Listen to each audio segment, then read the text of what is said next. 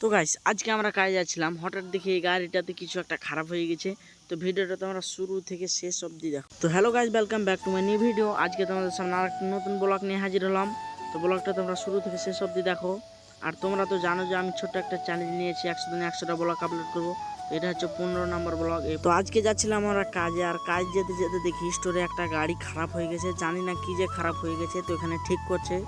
তাই আর কি আমরা ওখান থেকে চলে এলাম। তো ওখান থেকে আমরা চলে আসলাম সরাসরি সাইডে। তো সাইডে এসে আমরা এক এক করে কাজ করতে লাগলাম।